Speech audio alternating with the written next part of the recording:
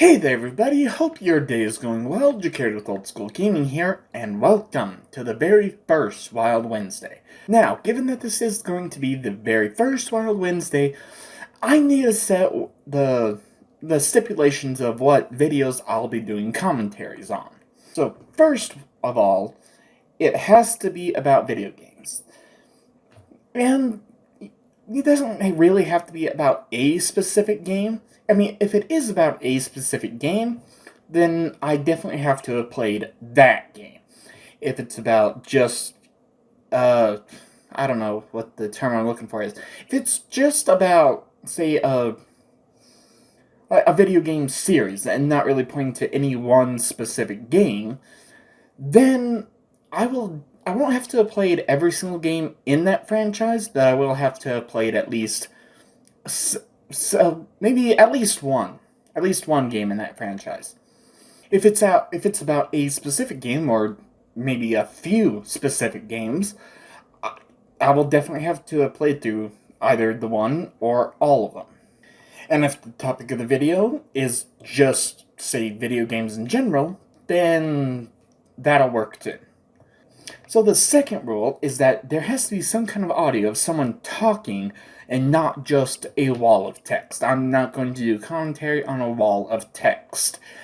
There may be certain exceptions. It'll mainly depend on the context of the video itself. But, yeah. I mean, hell, it's really not that hard to just get a microphone and, well, okay, I don't have a microphone, but I do have a little flashlight here. It's not that hard to just pick up a microphone and talk into it. But, some people don't want to do that, so hell, they can use a robot voice for all I care. That's fine too. And the third rule, and final rule for now, is that the videos have to be at least a decent quality. Not a bunch of garbled static, not someone trying to speak with a microphone halfway down their goddamn throat. As long as, it can be easily understood, and, they make their points, then I can always counter those points as long as, like I said, I can understand them. So apart from those three restrictions, everything's good. It's all open, and I can make a commentary on, well, pretty much anything as long as it falls within the three restrictions. Now, there is definitely something else that I need to say to mainly just cover my own ass. I worked wall hell for 3.5 years, which was 3.5 years too damn long. Yeah, constantly set up to fail, constantly screwed over by other people, and if I didn't fix it, I was the one who got in trouble, and I was the one who got blamed for someone else's mistake, because, we don't want to point fingers, but if you don't fix it, we're going to point fingers at you. What the f***? Anyway, so, what I need to say is, do not, I repeat, do not harass people that I feature in my own Wild Wednesdays with things that I say. What's an example I can think of? Something I would never really say under any circumstance. I don't know, f*** you ass clown. I do not know why I would ever say that, but if I were to say that, then just don't harass people who I feature in Wild Wednesdays, because, my words and my opinions are mine and mine alone. If you want to, if you want to let them know, of whoever I feature, that, hey, there's a commentary done on you, by all means, go right ahead. But don't harass them. You can talk about whatever you want in the comments, just don't go to their channels, their pages, and whatever, and start harassing them with a bunch of crap that I say. Just let me be the only one who takes the heat for whatever is said. Now, without any further exposition, I decided for my first commentary to do the Mass Effect Shepard Indoctrination theory. Yeah, I mean, I don't know if the one I'm doing is the first ever one. Or at least it was the first that I saw. And I actually saw it once before when, shortly after Mass Effect 3 came out. I was still going through Mass Effect 2, just trying to build up my choices, so not like it mattered. Yeah, but anyway, so, when I first saw it, I thought, okay, well, I guess you've got some good points. Maybe there's some truth to that. And I didn't really ever see it again, so given that I have beaten all 3 games and dealt with that bullshit ending, yeah, it should be an interesting look, just to see what I might say. Now, the particular video that I'm doing commentary on does kind of bend the rules of audio, someone speaking to drive their points, but they have text on screen to drive the points and extra audio layered on top of what's already on screen to try and drive the points home. So, you know what, I'll make an exception for this one. Right, and also, there was, ACAVYOS? I don't know, this name. This name has in the description of the video that after the video was already uploaded and it was perfectly fine, something happened to cause the audio to glitch out to an already uploaded video. If I had to guess what happened, it would probably be that someone higher up at YouTube decided that they needed to feel important, so they completely overhauled and upgraded a system that worked perfectly, didn't need to be touched or upgraded at all, and it screwed up a lot. Probably not just this video, probably a whole bunch of videos, but yeah, because that's the job of a CEO. I need to feel important, so I'm going to completely overhaul something that already works and replace it with something that doesn't work until we have 500 more updates for it. Anyway, without any further exposition, let's get into this.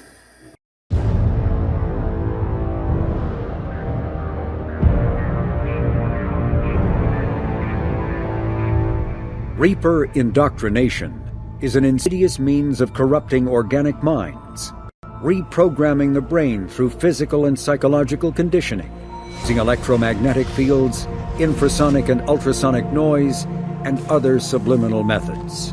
The Reaper's resulting control over the limbic system leaves the victim highly susceptible to its suggestions. Organics undergoing indoctrination may complain of headaches, buzzing or ringing in their ears. As time passes, they have feelings of being watched and hallucinations of ghostly presences. Ultimately, the Reaper gains the ability to use the victim's body to amplify its signals, manifesting as alien voices in the mind. The Reaper's suggestions can manipulate victims into betraying friends, trusting enemies, or viewing the Reaper itself with superstitious awe. Should a Reaper subvert a well-placed political or military leader, the resulting chaos can bring down nations. Long-term physical effects of the manipulation are unsustainable. Higher mental functioning decays. Rapid indoctrination is possible, but causes this decay in days or weeks. Slow, patient indoctrination allows the thrall to last for months or years. Well, yes, that is definitely how indoctrination works. I mean, hell, it was, there's plenty of test subjects on Vermeer, and hell, you see and hell, throughout all of Mass Effect 3, you see the effects of indoctrination on many, many different species. And not on Shepard. So, yeah, but this is a theory, so let's at least hear you out.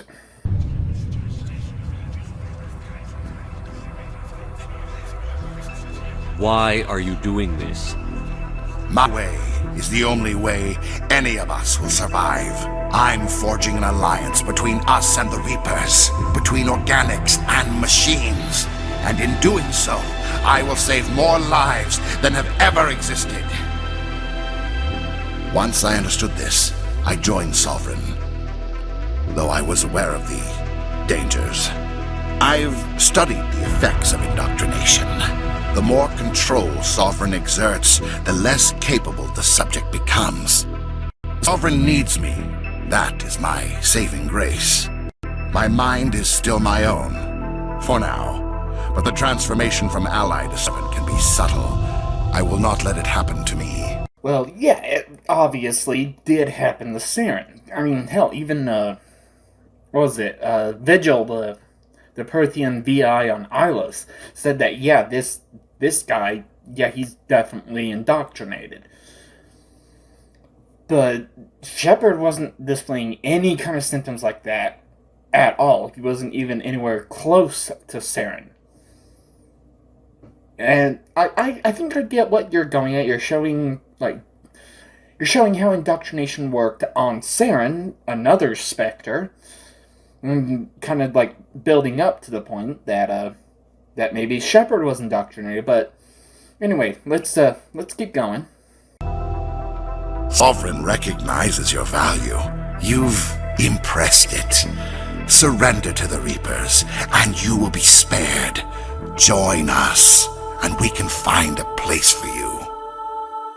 Sovereign's manipulating you and you don't even know it. You're already under its power. You could have resisted. You could have fought. Instead, you surrendered. You quit. I'd rather die than live like that. Some part of you must still realize this is wrong. You can fight this! Maybe you're right. Maybe there is still a chance for... Sovereign is too strong. I'm sorry. It is too late for me. It's not over yet! You can still redeem yourself! There's still one way to stop this, if you've got the guts.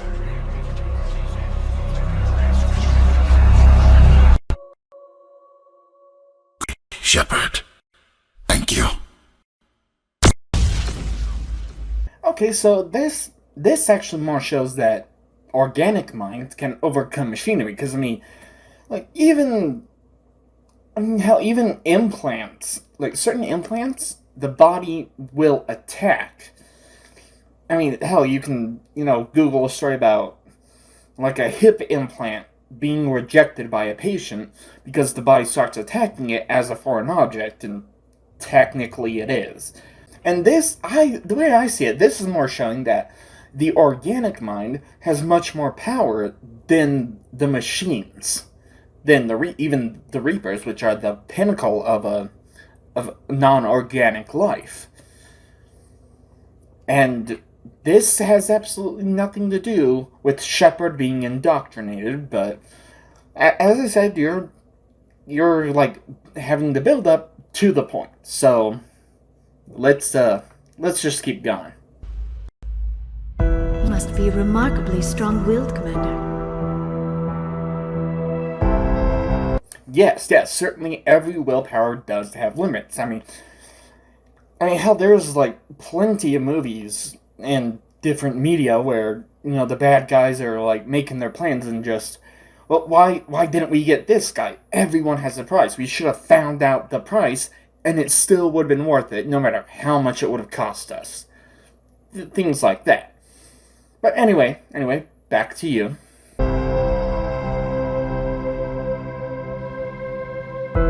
Spectre. We do not know what happened in the war. We only heard discordance, songs the color of oily shadows. Well, actually, for the Reapers, the Rachni were a hell of a lot easier to control, because instead of having to control each individual organic being, they could just control the Rachni Queens, because the Queens essentially acted as the hive mind for the Rachni, and they would, just send out the signals telling all the other Rachni what to do. Shepard is an individual, not part of a hive mind. Or are you still trying to make points about other organic beings being indoctrinated? Because, yeah, we know all this How did Shepard supposedly get indoctrinated? And their voices were silvered with fear. A tone from space hushed one voice after another. Fear has shattered their minds. Every single system in the galaxy is paralyzed by fear. It needs symbols of hope. It's easy to forget what we fight for. Oh, please, please, please don't tell me that your main point is that the boy is an illusion. He's not a fake, he's not an image. That boy, at least, is real, up until the point he gets blown out of the sky. I mean, he's running around playing with a spaceship, as kids would do. And Shepard's looking down because he's just, wow, I remember when I was like that. I was running around, just playing with a spaceship, just having fun being a kid. Depending on what background you chose, of course, but I'm sure there was at least a point in every single background where Shepard was just, oh yeah, I see myself, just holding up that spaceship, that boy may follow in my footsteps one day. And it's not an illusion. We have to believe that we can do something. We'll win. Yes, Shepard is definitely under a hell of a lot of pressure. But in order for the indoctrination to take place, Shepard actually has to be near a Reaper. Is there any evidence that every single Reaper uses the same exact, undetectable signal for indoctrination? I don't think so. I mean, hell, when Shepard gets off of the arrival, the asteroid that destroyed the Alpha Relay, he tells Hackett, hey, don't worry, I'm not hearing any more voices, it's all clear.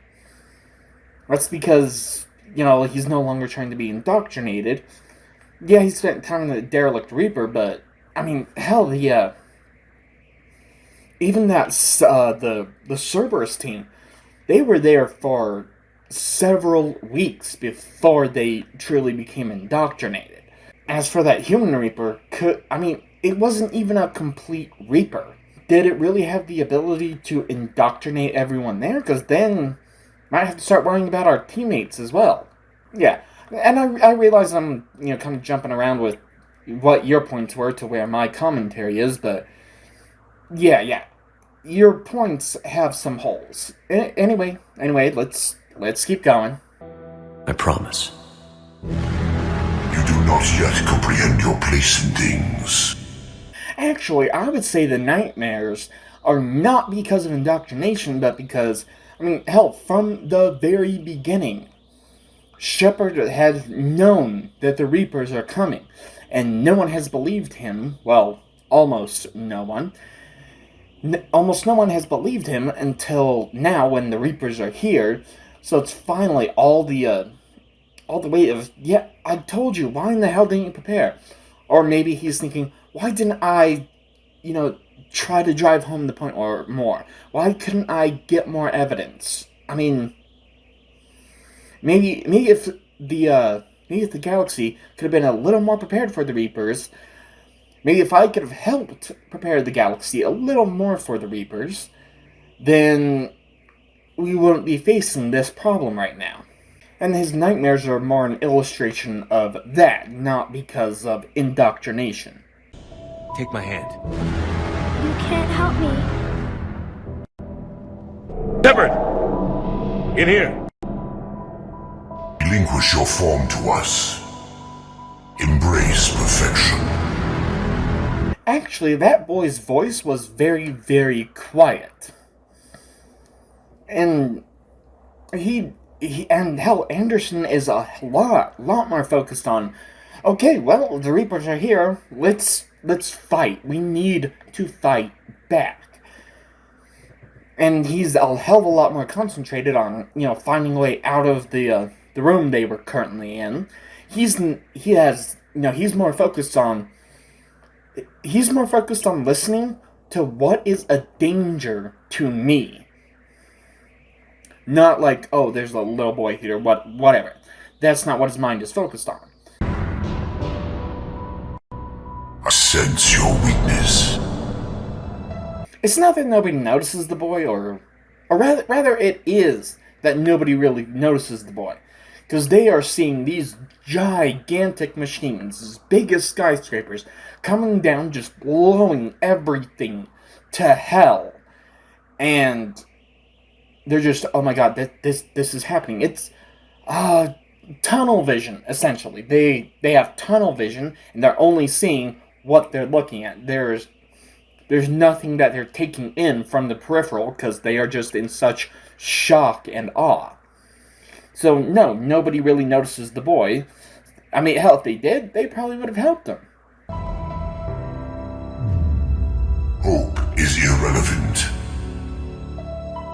The death of the little boy isn't, like, the loss of hope. It's more just Shepard thinking, damn, if I worked a little harder, maybe I could have saved that one life, but... well, at least there's several billion more lives I can save, I suppose, but... sucks that he couldn't save that one boy. You cannot escape your destiny, Shepard. I wouldn't quite say that. I would... because, I mean, after all, dreams are more just the subconscious's way of dealing with things. And as... you know how the dreams definitely do get a lot creepier and a lot heavier. That's just Shepard, like, Shepard, of course, puts on a brave front, like, hey, we will stop the Reapers, we will win this. But in the back of his head, or her head, they're thinking, well, I keep trying, but I keep getting more and more set back. How am I going to win this? I honestly don't know. So having these creepy dream sequences is actually a fairly normal thing. Not indoctrination. Do you hear that hum? Actually, Vega's not really hearing a hum. That's more of just like, hey, this character has nothing more to say, there's nothing more, and that's more on the game designers. They could have put anything in there. They said, you hear that hum? And that's kind of Vega just being an ass, saying, like, hey, you're a buzzing noise in my ear. Go away, I have nothing more to say to you. It's subtle at first. I do not sense the taint of indoctrination upon any of you, unlike the other that passed recently. Perhaps there is still hope. Okay, you know what? I'll let you have that. That's actually a decent point. Like, someone who is not fully indoctrinated, but Reapers are attempting to indoctrinate, maybe the VIs don't exactly have enough data to realize the difference between a start of indoctrination and full-on indoctrination. Maybe, but this still does not prove that Shepard was indoctrinated. Thought I was strong enough to resist. Instead, I became a willing tool, eager to serve. Indoctrinated presence detected. Activating security protocol. The Alliance can't stop the Reapers. You're using Reaper tech. We evolve or we die. Those are the options. Well, yeah, definitely. The Elusive Man and all of Cerberus are definitely indoctrinated. But that does not mean that Shepard is indoctrinated. They don't want to destroy the Reapers because they are... the indoctrination done on them is to make them think that, oh, hey, make sure that, that any organic forces don't attempt to destroy us. Because, I mean, hell, even as powerful as all the Reapers are, they do have the self-awareness to realize they are not completely infallible. They can be destroyed. In fact, hell, through Mass Effect, the first Mass Effect destroyed one Reaper, and then throughout Mass Effect 3, destroyed at least a couple Reapers, depending on how much DLC you have. But yeah, they're definitely using the Elusive Man and Cerberus to, thwart any plans that could potentially be used to destroy them. It's I guess you could say it's a self-preservation programming. And again, not indoctrination on Shepard. If you can't make the hard choices, step aside for those who can. There's still hope for this cycle. Humanity can be so much more. Destroying the Reapers gains us nothing. Why kill when you can control? There are choices coming that you're not equipped to make. Okay, help me understand something at this point. When did any version of Shepard, Paragon, Renegade, or maybe somewhere in between for those who wanted to see more cutscenes, when was control over the Reapers an option until the very end?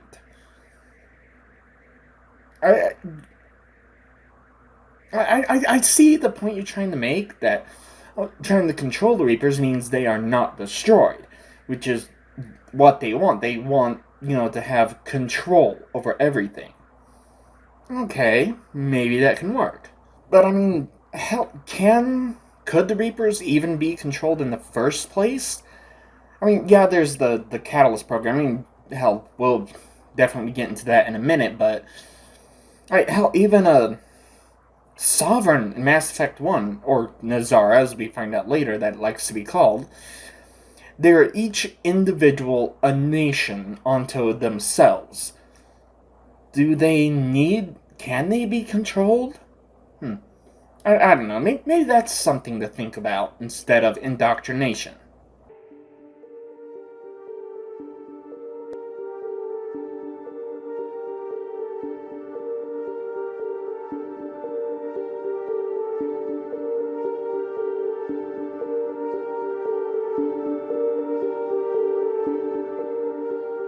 But can you actually reject a signal with nothing more than the power of your mind?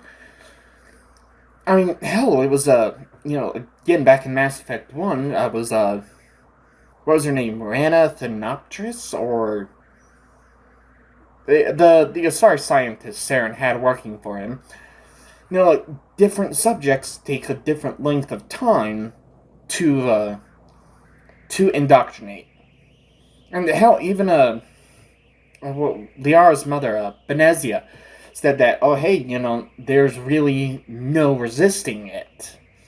It's going to happen. Hell, even the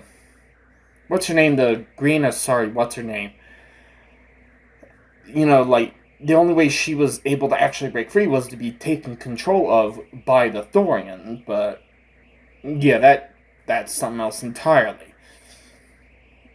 Maybe the brain chemistry was rewritten or something. There's just so much, and hell, this is science fiction, and not everything needs to really be explained. But still, having something would have been interesting. And anyway, I'm pretty sure you're getting more closer to your point now, so I'll let you continue. Direct intervention is necessary.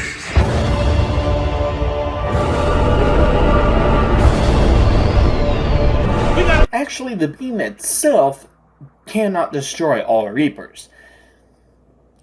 And it's mainly to, send up organic matter to the Citadel, so that way it can be, sifted, filtered, and sifted, so that way, and then pumped into the creation of a new Reaper, and that new Reaper will log all the advanced organic life for this cycle.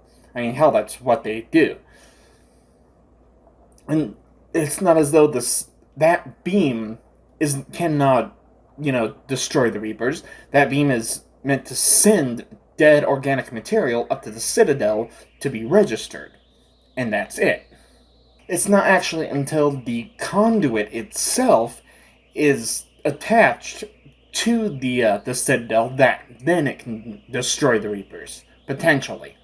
And hell, their forces aren't really going to just stand around guarding. Their forces are going out hunting and destroying all advanced organic life. That's the mission. Not to stand guard at a beam that, oh hey, once you throw organic beam in... Hell, once you throw organic matter into this beam, go hunt some more.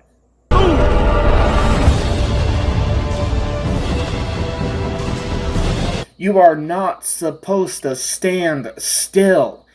I mean, hell, the whole build-up, the way the game designers were doing everything is, oh hey, run like hell as fast as you can, like everyone else, like all the vehicles, all the other soldiers, everything is running towards this beam. You're not supposed to hold still. You are looking far too much into a game than you should be.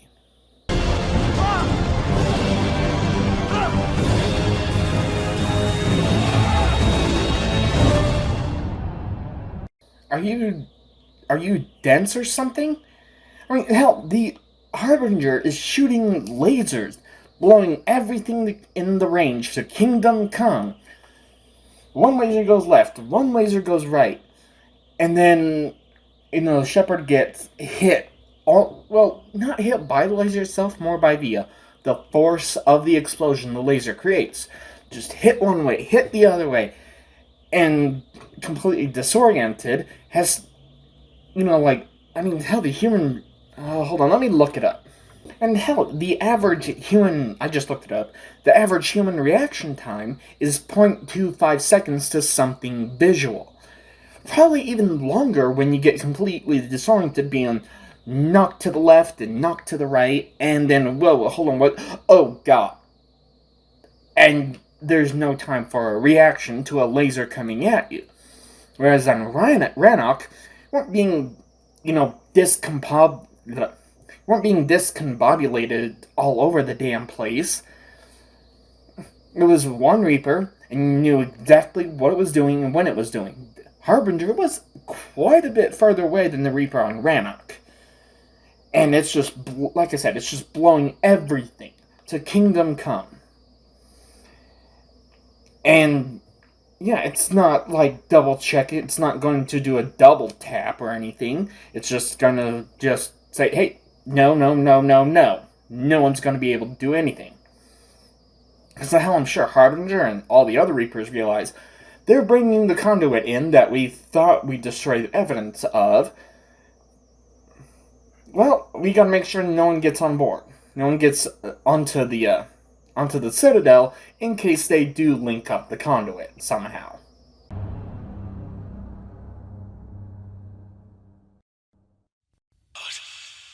They're all gone. Did we get anyone to the beam? Negative. Our entire force was decimated. Well, I've never really served in any branch of the military. I mean, hell, I'm nearsighted, I have asthma, and my allergies are pretty much killing me almost all year round. But, I mean, hell, the people who are, maybe not, I shouldn't say in charge of the raid on the beam, maybe just a higher rank that give out orders. There's just, oh god, the entire front line was just blown to hell. Everyone fall back, regroup, and we'll try something different. And at that point, no one's really looking at the beam. No one's watching it. So there's, oh crap, turn around, eyes not on the beam, let's get the hell out of Dodge. And as I said, I've never actually, served in any branch of the military. But I have a coworker who was. I will, essentially tell him what the situation here is, and hey, if the order is given to retreat, is there anyone just going to be standing there watching the point of the point of contention, I guess you could say, if I said that word right, probably not. And is anyone going to be watching that single point, or is everyone going to turn around, follow the orders, and get the hell out of Dodge to regroup? Future me, yes or no, right here. Alright, what past me was expecting was just more of a simple yes or no answer. Turns out it's a little more complicated. It's kind of yes, kind of no at the same time.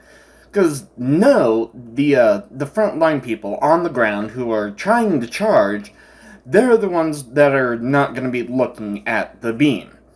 However, there may be scouts in the area that are looking in the area, but at the same time, even as they see Shepard and Anderson both get up, they're not going to, interrupt the entire radio wavelength to say, oh my god, people have survived, they're up, they're moving. Probably in part because the Reapers are also listening in, but also it's just, well, I mean, if anyone can actually save the universe, it's definitely these two. And that's why, just after Shepard makes it to the beam, Admiral Hackett gets a report, and he just says, good God, he made it. Or, dear God, I don't know, it's been so damn long since I played the games that I don't remember exactly what he says. I'll be popping up a couple more times here from the future. And now you stand alone, Shepard. Your allies have fallen. You have no one left. It's too much. We need to regroup. All forces, retreat. Okay, everyone is retreating because the front line, all the people who were supposed to, try and make it to the beam, were wiped out. It's not that they're running away from the battle and they're just going to let the Reapers win. No, they need to regroup and rethink of a plan as fast as they can in order to get to the beam. No one is watching. Sovereign recognizes your value. You've impressed it. Join us, and we can find a place for you. Actually, those shrubs and trees were there. They were right there. You just weren't paying any attention at all. Hell, you're not really supposed to pay attention to little tiny shrubs and trees in the background. That's not what you're supposed... You're reading way too much into this. You're supposed to, look at the giant Reaper just blowing the ever-living shit out of everything. Goats and monkeys flying everywhere. And then you get blown to hell, and you're supposed to reach the beam in order to get there, preferably before the conduit gets attached to the Citadel, so that way everything can be activated. Or before, well, I guess at this point the Citadel arms would be closed, so you need to get there before the conduit would reach the Citadel in order to open the arms so the conduit can be attached. Human. Impressive technical potential. Impressive genetic malleability. Shepard, submit now. The beam up to the Citadel doesn't exactly just drop you right next to where the Citadel arms can be opened.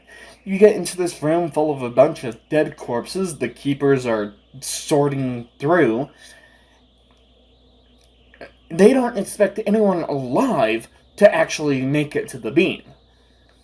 And hell, you can't really buy it. The Reapers are not, what's the word I'm looking for? Omnipotent. They do not know everything and see everything. They know they are fallible. And as I said just a moment ago, the Harbinger is not going to double tap the entire region just to make sure that everyone down there is dead. Gonna get back up to try and stop the conduit. Oh, come on, you idiot! It's called the Crucible, not the conduit. That was Mass Effect 1. We're talking about Mass Effect 3 here. God damn, you really have to make me re-edit the entire goddamn video so many times because you're such an idiot past me from reaching the Citadel. Again, you are reading way too much into this. You're not supposed to just keep firing your pistol all over the goddamn place. I mean, hell, Shepard, as a soldier, wouldn't just be firing at every single goddamn thing in the way. Shepard is a soldier. So it's like, okay, only fire at enemies because I'm in a lot of pain. I do not know how much ammo I have. I'm only going to fire at enemies. The fact that you can even fire is kind of ridiculous, but I mean, hell, it does set things up for the endgame. It's dark. There's human remains scattered. Reminds me of your description of the collector base. Well, sure, it can... I mean, hell, I'm sure the hallway would lead... I'm sure the hallway can lead just about anywhere. Hell, throughout, Mass Effect 1, there was the mystery of the Keepers. And you're like, hey, and even Mass Effect 2, there's even, a little more, I guess you could say, mystery expansion for the Keepers. Because, hey, we don't know how they move around, how they get to where they're going, where they're coming from. There's parts of the Citadel they probably know about that we just can't access. Now that the Reapers have regained control of the Citadel, which is their dark space relay, they have no need to close any bulkheads or anything. Every single section of the Citadel can be open, even the parts that, all the different races have never seen, never found, never done anything. So, what's your point? Oh my god, it leads straight there. Well, there's no closed hallways or doors or anything, because the Reapers think, well, nothing living is going to be up there, so just lift up everything. That way all the organic matter that we are logging for this cycle gets, has plenty of room, just in case, there's some overflow. We've installed filters to allow you to make visual sense of this server's raw data. Your mind perceives our world as something familiar.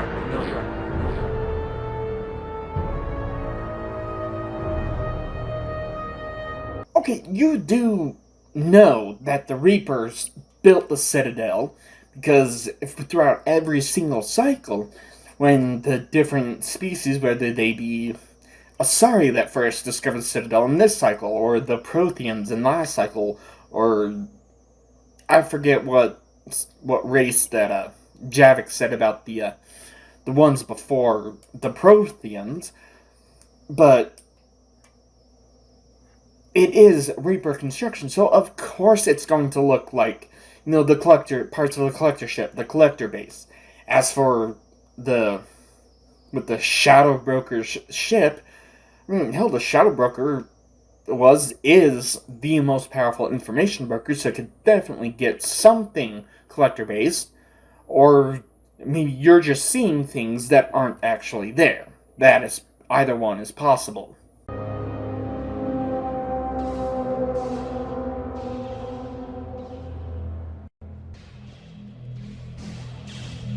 Only one path that Shepard took, you mean? Because, you're not really paying attention to every single finite detail throughout the entire room. You're mainly focused on Shepard, Anderson, and eventually entering the Elusive Man. Plus, hell, when Shepard was teleported up, he was face down on the ground in a lot of pain. Anderson may have come up after him, but he even said, hey, I went to a slightly different place, and I'm already moving. Oh, hey, looks like I got ahead of you. So yeah, Anderson definitely reaches there first. Anderson.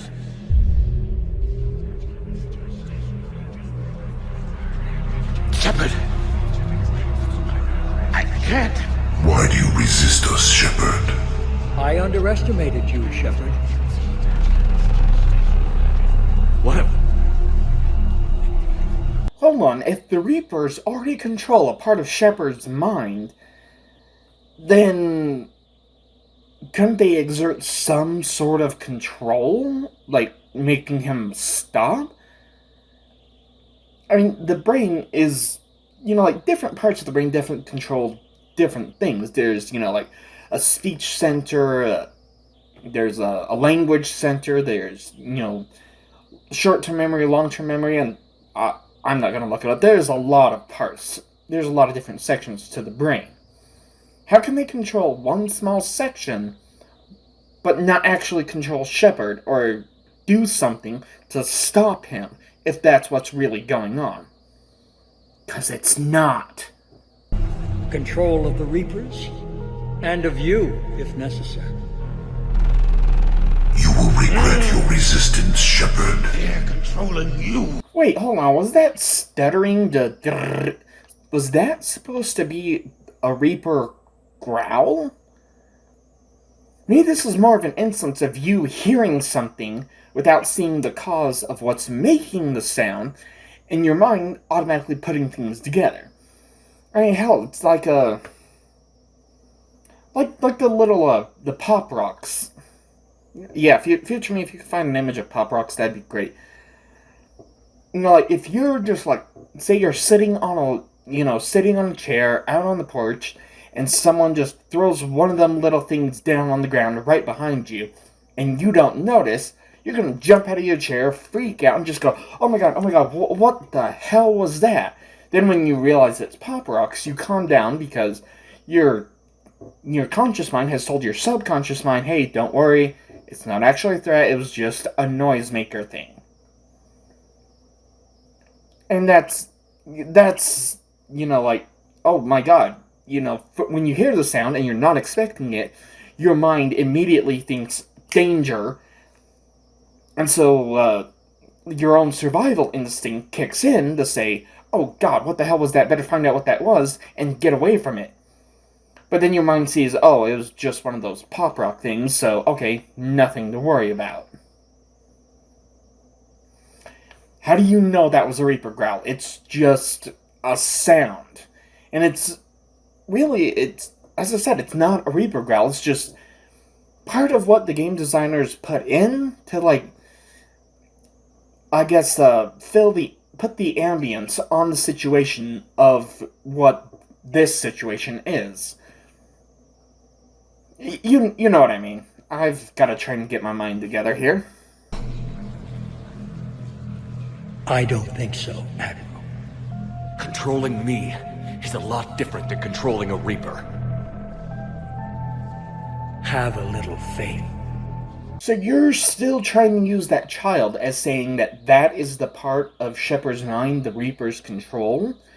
There weren't even any Reapers on Earth when he first saw the child.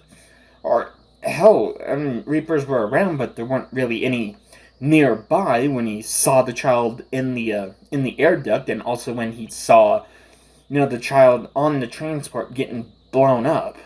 What? You know what, I'll let you make your next point, then I'll commentate a little more. Pain is an illusion. Only if we can harness their ability to control. Bullshit. We destroy them, or they destroy us. And waste this opportunity? Never. I will show you true power. You're playing with things you don't understand. With power you shouldn't be able to use. I don't believe that. If we can control it, why shouldn't it be ours? So you're trying to make the point that this scene is merely an illusion and not the elusive man exerting control over Shepard. Did you just not pay attention on purpose in Mass Effect 2? Shepard, doesn't survive re-entry, gets brought back with the Lazarus Project, but Jacob even says that, oh hey, yeah, you're still you just have a few extra bits and pieces, some cybernetics, essentially. Who's to say that, throughout the elusive man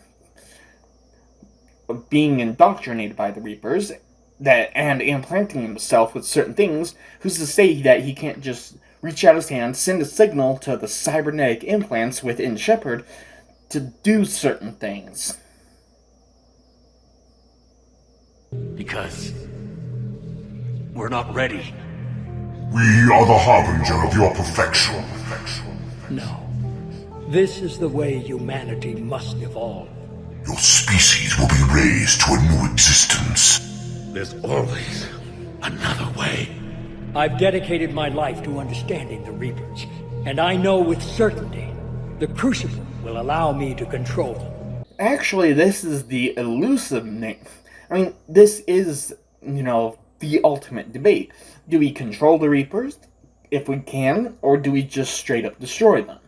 The Elusive Man wants to control, or, well, he can't because he's indoctrinated. Anderson just says, no, that's way too much power for anyone to have. We have to destroy them. And the Elusive Man getting more and more pissed off. Not just because he's indoctrinated, because he thinks that, oh hey, I can control the Reapers, right? Well, no, you can't, but still. Reaper indoctrination is an insidious means of corrupting organic minds. And then what? Look at the power they wield. Look at what they can do. I know you feel this. That's not really two different voices groaning in pain. That's more of Anderson getting shot, he groans in pain, and there's a bit of an echo. Simple as that. I mean, hell, when that gunshot went off, it did echo a little bit. Reaper's suggestions can manipulate victims into betraying friends. I see what they did to you. I took what I wanted from them, made it my own. This isn't about me or you. It's about things so much bigger than all of us. He's wrong. Don't listen to him. And who will you listen to, Shepard? An old soldier stuck in his ways, only able to see the world down the barrel of a gun? Okay, so you're pointing out that there are certain parallels between what the Elusive Man is saying and what Saren said all the way back in Mass Effect 1. Yeah, it's called parallel writing. Or maybe it's not. I'm not 100% certain on that, but it is a common writing tool. Just, okay, we had this, and then as a callback, we'll have something parallel to that, just kind of in a similar sense. Say, oh hey, that was at the beginning, and this is at the end. Even if the ending is the biggest load of BS ever. Anyway. And what if he's wrong? What if controlling the Reapers is the answer? If we destroy the Reapers, this ends today. But if you can't control them... But I can! Are you willing to bet humanity's existence on it? I know it will work. Well, yeah, it's the same inner conflict that Saren faced, but, I mean, hell, even if the Elusive Man is, an asshole and completely indoctrinated, there is still a tiny piece. I mean, he's not completely mechanical. There is still a tiny piece of the organic mind that goes, maybe this is wrong. Maybe all this stuff should be rejected, just as Saren did. And as I was just saying a moment ago, parallel writing. You can't, can you? They won't let you do it. No! I'm in control! No one is telling me what to do! Listen to yourself. You're indoctrinated. Listen to yourself. Yourself. Wow, really? No, he's not. I mean, I understand that the point that you're trying to make, but you're wrong. The Elusive Man is indoctrinated, but believes that he is in control of whatever Reaper tech he's put into himself, even though he's not. It's it's like the 5 stages of grief. First stage is denial, and the Elusive Man is still in denial that he's lost control, despite being aware of indoctrination. You're indoctrinated. No! No! The two of you so self-righteous. Do you think power like this comes easy? There are sacrifices. You've sacrificed too much. Shepard, I only wanted to protect humanity. The Crucibles can control them. I know it can. Really? The death of one person creates a weakness in Shepard's mind? I mean, if the indoctrination was really going on, why not kill someone Shepard has traveled with? Why not kill Garrus or Tali, someone who's been with Shepard from the very beginning, regardless of whether or not, the Shepard romanticized either one of them. But, I mean, killing someone that Shepard has been with from the very beginning would create a much, much bigger weakness in the willpower and make indoctrination a bit easier than some little boy who may have just been watching and went, you know, I see myself in that boy. You know, I was that kid at one point. I don't know the name. I don't know his name. I don't know anything about him. And there's billions that have died that I don't know. How does the death of one little boy create such a weakness that the Reapers can invade? Makes absolutely no sense. It's not too late. Let us go. Actually, the Reapers can force someone into indoctrination, but that creates a more of a mindless husk and not a like a useful pawn that they can send out. And it's like, here's the thing: the longer that they direct the signal at Shepard, if you know, like as you're trying to say, essentially the worse off that they are making him into a mindless husk and not a useful indoctrinated servant. We'll do the rest. You're not yourself anymore. We've taken you. Now, you're the one who failed. And you will die knowing you're one of my greatest disappointments. Whoa, hold on. I totally don't even remember this part being in the video when I originally watched it. And I do not remember anything at all about the elusive man shooting Anderson. I did play through quite a few times, actually. Just to, like I said, just to see different cutscenes. But I do not... maybe I just didn't select the right choices. I mean, hell, the fact that, you know, you get a game over screen after the elusive man shoots Anderson isn't part of indoctrination. That's actually part of a built-in game design, where the game designers are saying, you know, like, there are certain, like, I honestly can't think of anything, but let's say you're escorting someone in a certain game, and they die, then you get a game over screen. Well, that's because this person is essential, they need to live, you need to be able to protect them. There are certain escort quests where, hey, I'm escorting you along, and oops, you died. Nothing happens, there are no long-lasting consequences. Because the person you were babysitting was not essential. Anderson is essential for the end game. You have failed. Shepard, you could have been useful. Because you, humanity is already undone. Not true! They have the Citadel. They've got us fighting each other, instead of fighting them. I just need to...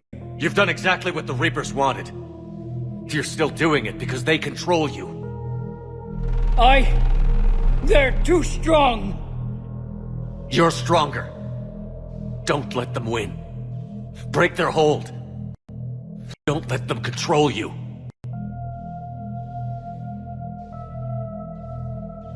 I tried, Shepard.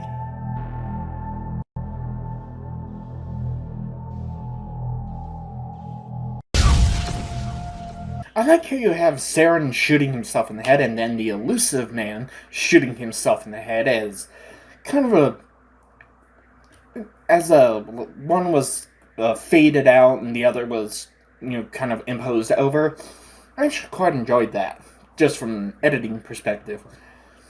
Again, for the third time and hopefully the final time I'll have to bring this up, parallel writing as a callback to something that has happened before.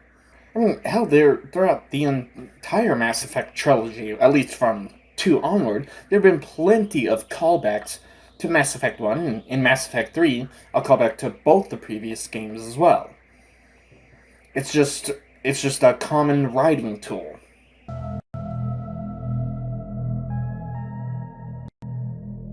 Not yourself anymore. be taking you. No! You're the one who failed!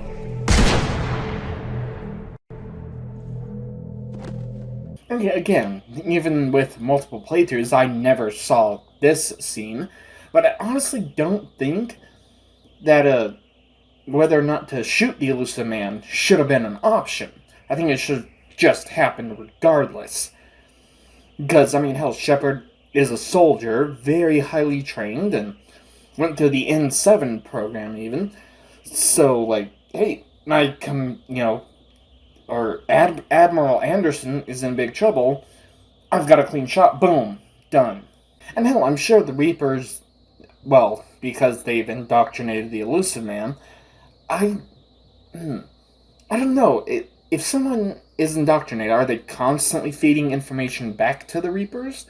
Or are they just, like, left to their own devices and, like, given directives to, like, hey, further our progress to collect, store, and log all advanced organic life in the galaxy? I don't know if that was ever really elaborated on, but I mean, hell, if the elusive man is actually constantly sending information back to the Reapers until he dies, then that means the Reapers do know that Shepard's on the Citadel, but they can't really destroy the Citadel. It is their relay to and from dark space.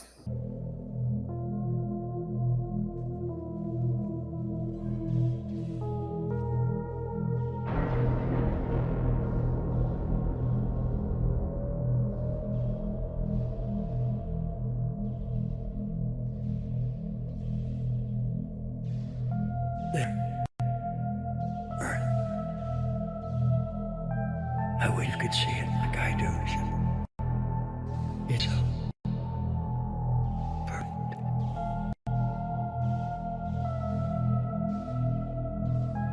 No, I definitely would not say that that's, like the Reaper saying, oh, hey, a perfect thing is, all advanced organic life being stored and ascended into a Reaper.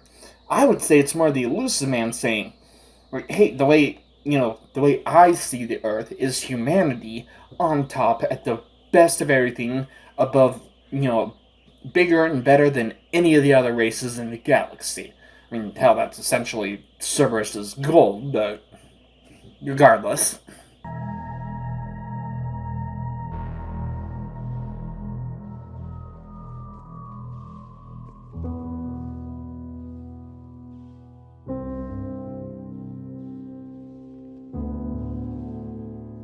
Command? We did.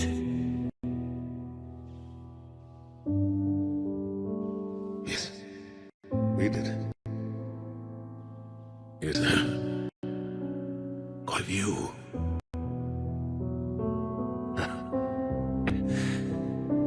The seats in the house. God. Feel like years since I just sat down. I think you earned a rest. And... Stay with me. We're almost through this. You did good, son. You did good. I'm proud of you. Thank you, sir. Anderson?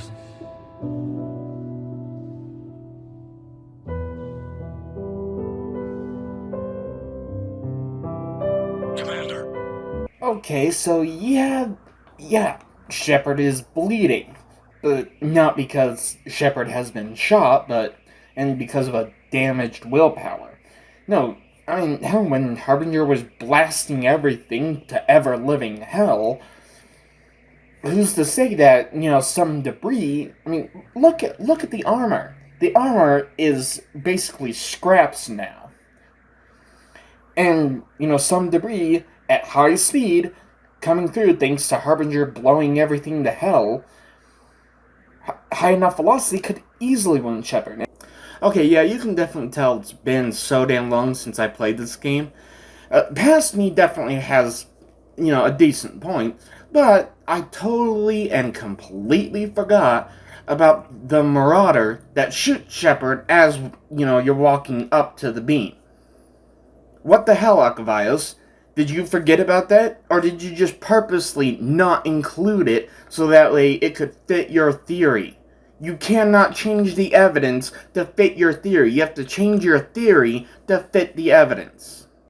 And even if Shepard didn't feel that much pain from being shot by the Marauder at first, Past Me is about to make a very good point. And he doesn't really notice that he's hurt and bleeding because of the adrenaline rush. Trust me, I've been hurt quite a few times, and adrenaline is one hell of an anesthetic. Shepard only realizes now because the adrenaline's starting to wear off, the elusive man is down, the Citadel arms are open, and, well, as far as he knows, there's nothing more to do. At least for a bit. Hey. Shepard? What do you need me to do? Nothing's happening. The crystal's not firing. It's gotta be something on your end. It's not right. It looks pretty, calm and peaceful. But it's not right. It's all just an illusion.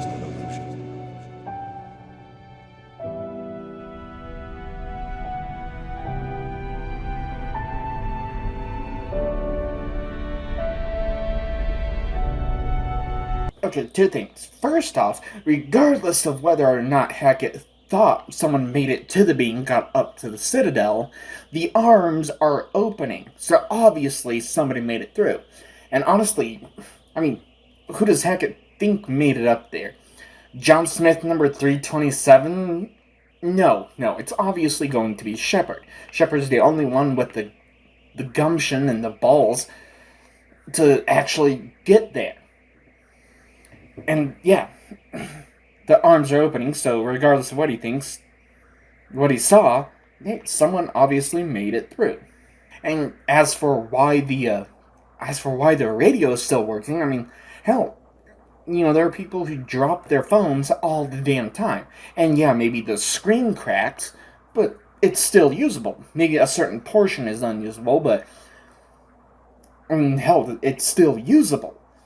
And yeah, the suit, his armor got blown to hell, but maybe the radio got the lucky part and actually managed to survive. I could see it. I mean, hell, I've dropped plenty of phones in my time, and sometimes, yeah, the screen cracks. Oh, wait, no, it still works. I mean, yeah, the screen's cracked right here, but it still works. And other times, drop the phone. Ah, damn it, it's broken and it's gone. There's nothing more I can do. Son of a bitch. And that's essentially what's happened to the radio. Yeah, it got damaged, but as long as it still works, it still works.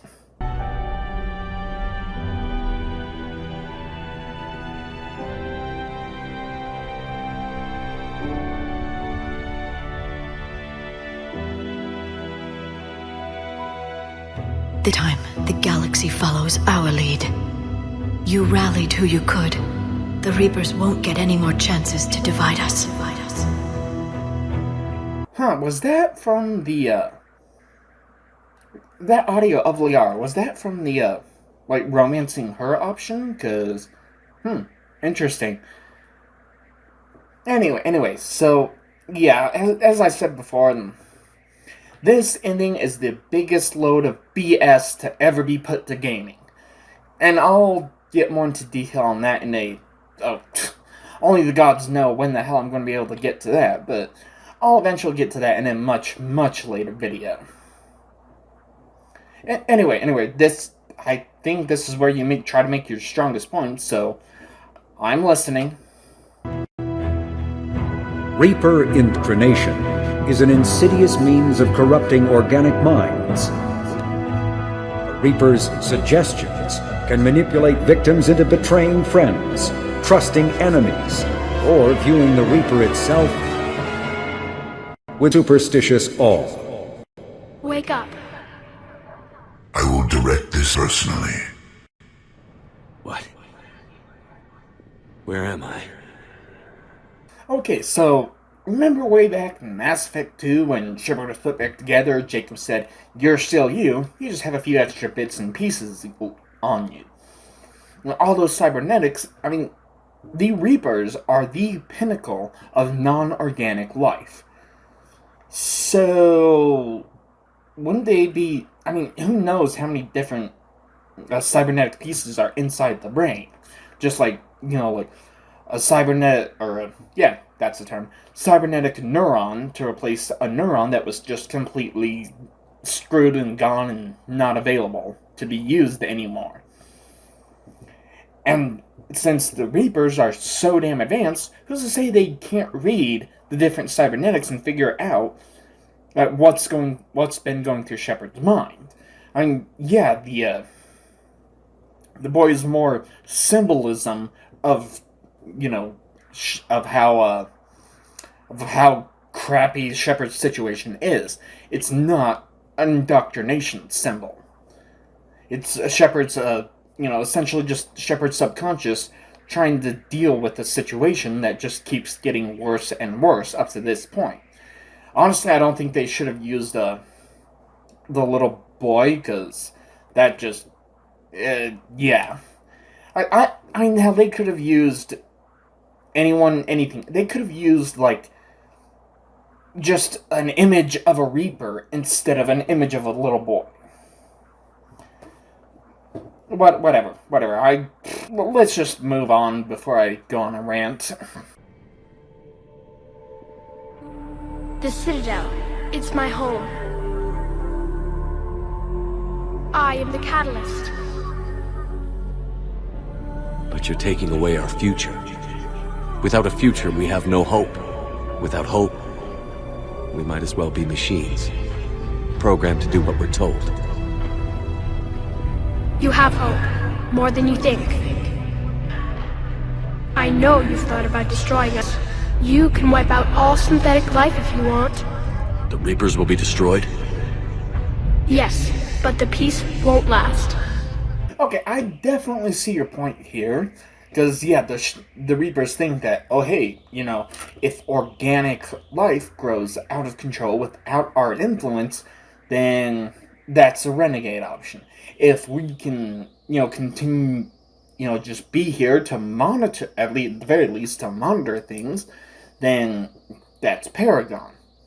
And honestly, the destruction option really is the only option. Yeah, sure, wipes out all AI, so Edie and Legion Sacrifice, in the end, don't really have that much of an influence on the future, but yeah.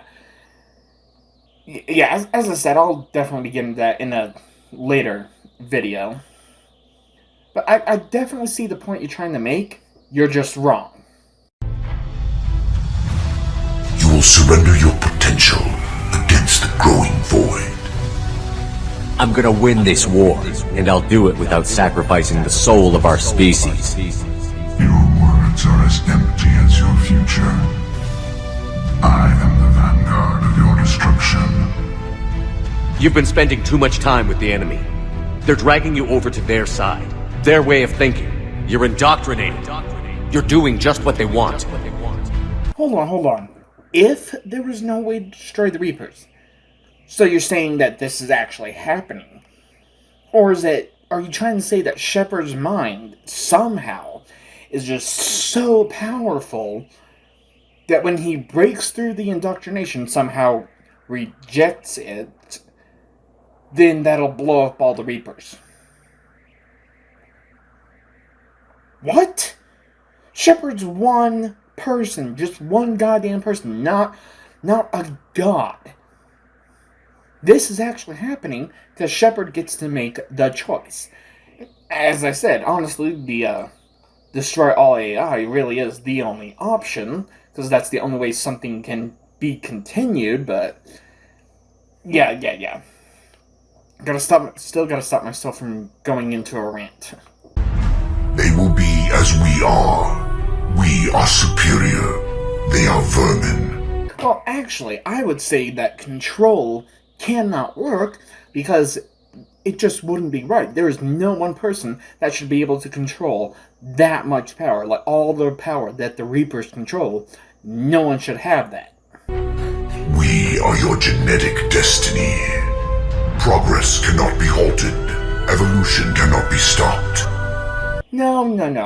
I would say the synthesis option is just a little weird. I mean, how can artificial and organic life truly understand each other? Like, truly understand each other. I mean, hell, it was, yeah, or was it Legion? Was it Legion in Mass Effect 2 or 3? I forget exactly when, but essentially, like, no, I'm pretty sure it was in 2, because, Legion was, like, posted something on the internet that, certain stars, when viewed from the Slayer and Homeworld, made the face of the goddess. And, there were different reactions from different groups, saying that, oh, it can't be real. Others saying, no, you're an idiot, die. Things like that. It's like, organic life evolved, but how did they come into being? That's, like, the big question of religion. And then, as for inorganic life, they know exactly where they came from, how they came to be, and what they were programmed to do. There's no creation mystery. But I honestly don't think synthesis would actually work. Like, having all organic and all non-organic life be able to understand each other. I really don't think that even should have been an option, but because it just, I don't know, it just doesn't make any sense. Anyway, on to the next point before I take too long here. Whatever your plan is, it's going to fail. I'll make sure of that. And I'm sending the Reapers back to hell. Well, honestly, yeah, destruction of all AI, that's the only way that Shepard's story can actually have more than just these three. And yeah, as I said, it sucks that, because it would destroy all AI, regardless of whether it's Reaper or otherwise. Yeah, Edie's gone, the Geth are all gone, regardless of what choices were made on Rannoch. But it really is the only option where Shepard, doesn't become, like, either synthetic or, like, replacing the catalyst for the Reapers.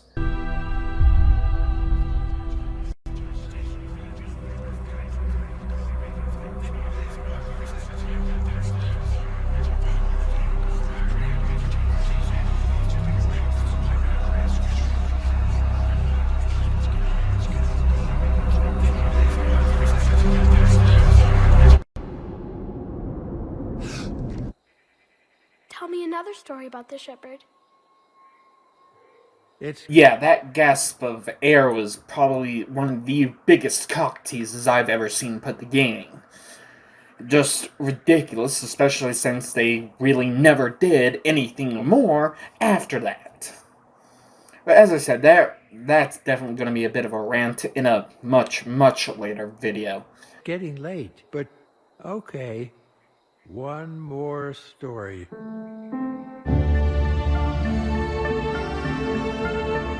This it, isn't it? Yeah. This is it.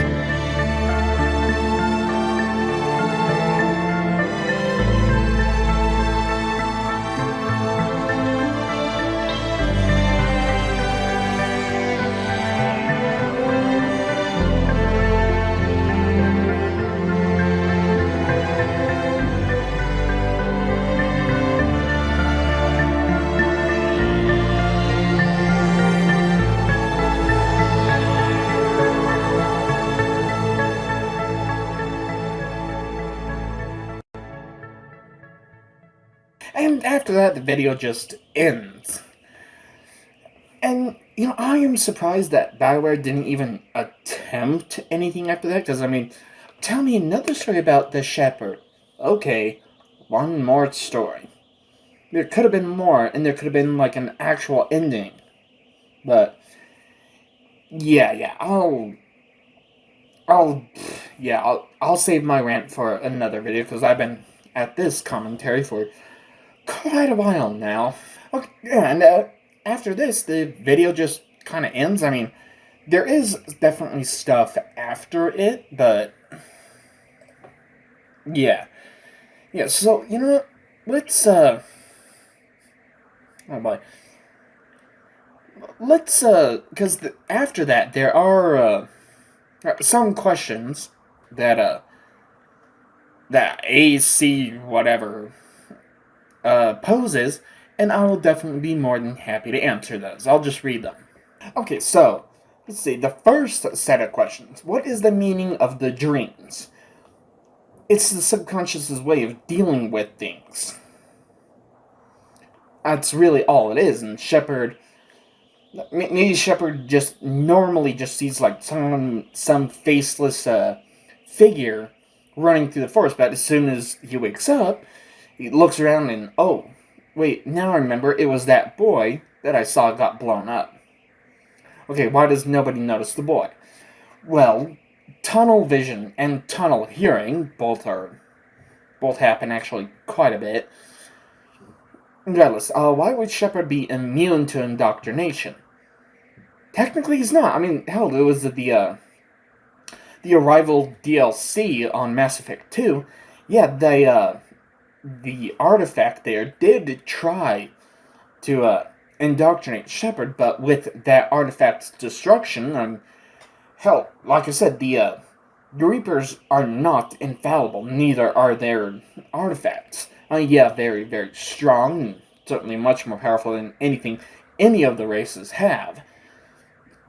But they can still be destroyed. After the destruction of that artifact, then Shepard's no longer being indoctrinated. Why does Harbinger take a special interest in Shepard? Because Harbinger sees that, wow, this one organic... Because, I mean, Harbinger doesn't really give a damn about races. Just, wow, this one organic creature is going places and getting things done, and being a hindrance to Saren, who I've, indoctrinated already. Maybe I should indoctrinate Shepard as well, so, because if Saren gets hindered, I get hindered as well.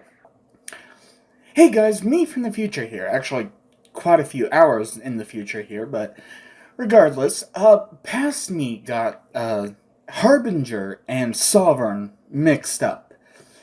But the point still stands. Harbinger does take an interest in Shepard because, oh hey, this one organic, this one human is constantly trying to stand in the way of our plan to harvest all advanced organic life in this galaxy. And if left unchecked, it will stop us. So, I need to make sure to do whatever I can to stop him. Now, back to past me. Why are there trees from the dream around the beam? They were there already. If you pay attention, hell, you can just... Well, I don't know if you can... Because pausing the game brings up the menu. But if you just, look back on the part where, Shepard and everyone from Hammerhead are running towards the beam, you see the trees and the bushes if you're looking for them. You're not supposed to see them. They're just static. Just there to be there. And Harbinger's blowing the hell out of everything. You need to pay more attention to Harbinger, not the trees and the bushes. Why does your sidearm have infinite ammo? Because it's... I would say maybe more of an oversight in terms of game design, I guess. Because, but then again, you're not supposed to be firing every 2 seconds at every single thing around you. You're supposed to get up to the Citadel, start moving, and get to the end game. Simple as that. Why is the beam directly leading to the panel that opens Citadel's arms? Oh dear gods, it didn't lead directly there. As I said, there are certain areas that only the keepers know how to get to, and all the different races, since the Asari to the most recent Earth, humans, there are many, many different sections of the Citadel that all the races on the Citadel have absolutely no idea about or how to get to. Only the Keepers know. They just randomly disappear one area and then reappear in some other area far, far off. And how do they get there? How do they get through? Nobody knows. But with the Reapers in full control of the Citadel, they don't need any secret passages closed and sealed up. They can open everything and then just let all the organic matter just flow through so they can log it for this cycle and then eventually get back to dark space and wait for the next cycle. Oh, why are corpses everywhere on the Citadel just like on the Collector ship? It's not just like on the Collector ship. The Collector ship had pods with people in them. The Citadel had just a bunch of strewn corpses. Well, not even, maybe full corpses. I mean, if you look in 7 different places, you can probably make a full corpse. But just pieces of the organic matter that is supposed to be, sifted and filtered through. That way it can be logged into making a new Reaper. How did Anderson enter the beam before... Wait. How did Anderson enter the beam before Shepard? He didn't! Are you just not paying attention on purpose? Anderson specifically says over the radio, I made it to the beam just after you did. But here's the thing, Anderson was already on his feet. And his voice is what wakes Shepard up. And then they both start moving, but Anderson does have a head start. Okay, what's the next set of questions? Oh, dear sweet gods. Why was Anderson teleported to another location, and how did he arrive at the panel first? Well, I mean, it was established very early on that when using the mass relay technology to zoom from one part of the galaxy to another, drift of several thousand kilometers is very likely. I mean, that was the whole reason to get the Reaper IFF and, before the suicide mission in Mass Effect 2. So, I mean, and this teleport beam, not exactly human or Asari or Turian technology, it's Reaper technology. And they probably don't want everything just flooding one section of the Citadel. They would want it separated so that way different sections of organic matter can all be filtered through. Okay, how did Hackett know that Shepard made it to the Citadel after the entire forest had been decimated? Yeah, you're just not paying attention on purpose. Okay, so or are you talking about a little bit earlier when just after Shepard goes up, Hackett says, "My God, he did it." Well, okay, as I said, when everyone is rushing down, and then the front line just gets blown to hell, so they retreat to regroup. There might be cameras, or hell, maybe even snipers watching the area, and then maybe they're trying to be stealthy, and they're just saying "Oh crap, Phil, okay, yeah, Anderson, someone made it to the beam. It looked like Shepard. Oh, Anderson made it too." But that doesn't go directly to Hackett. That goes to someone else who relays a report to Hackett that says, "Oh, wow, someone actually made it up. Well, let's keep the conduit going. Hopefully, by the time we get there, the arms will open." Why is Shepard bleeding at the same spot Anderson was shot? Debris. I mean, hell, the lasers from Harbinger just shoot off. Bam, bam, bam, bam, bam, bam. But the debris from where the lasers hit probably doesn't move that fast.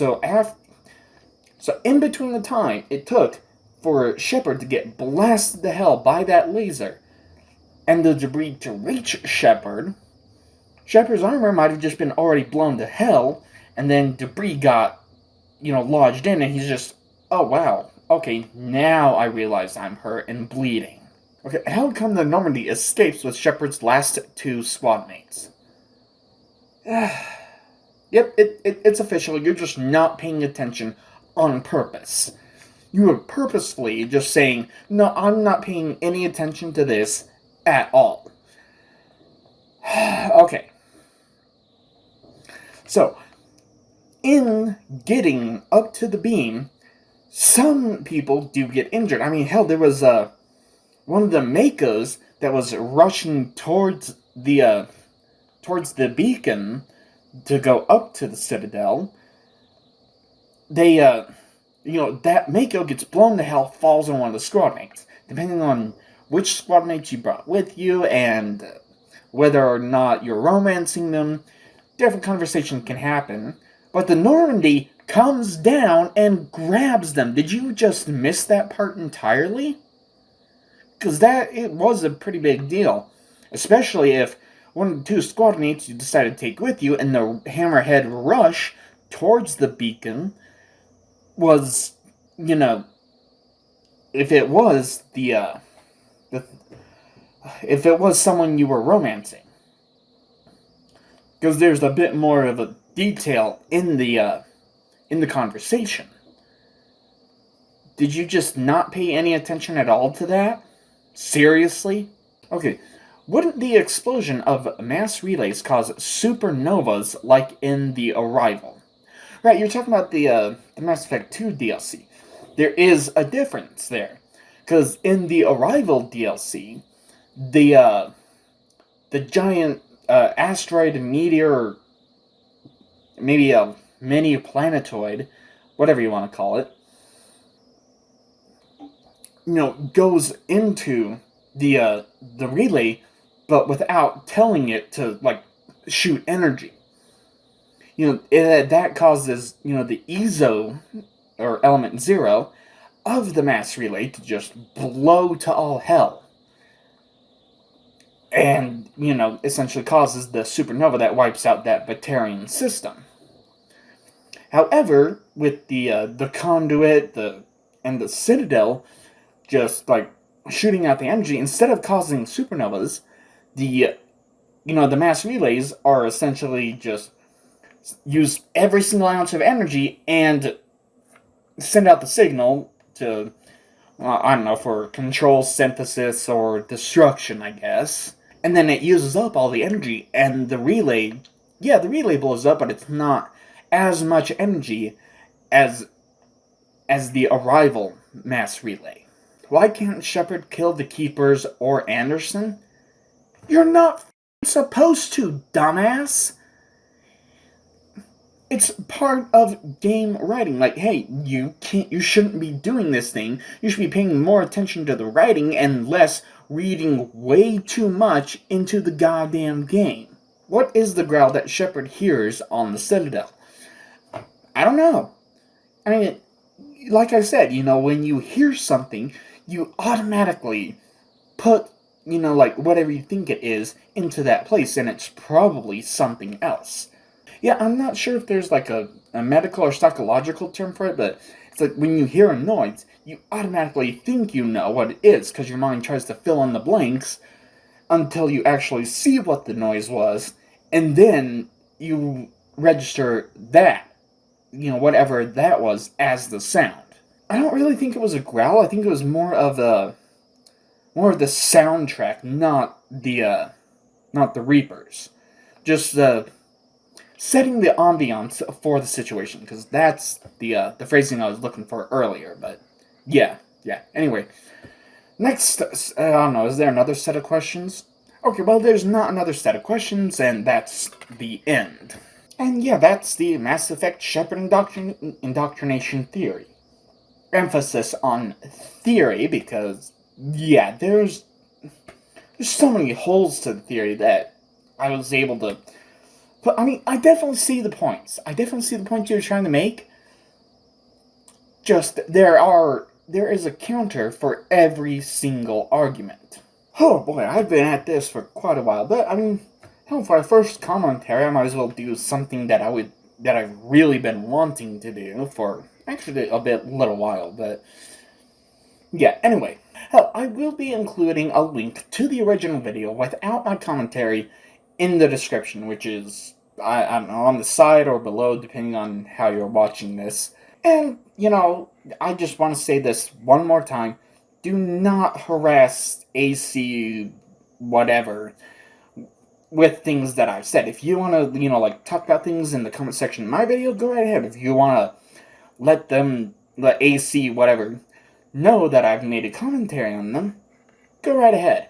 And hell, if you have any suggestions for a Wild Wednesday I can do in the future, as long as it fits within the 3 restrictions, then it's all good. I've got to get to editing this, and that is definitely going to be a learning experience for me.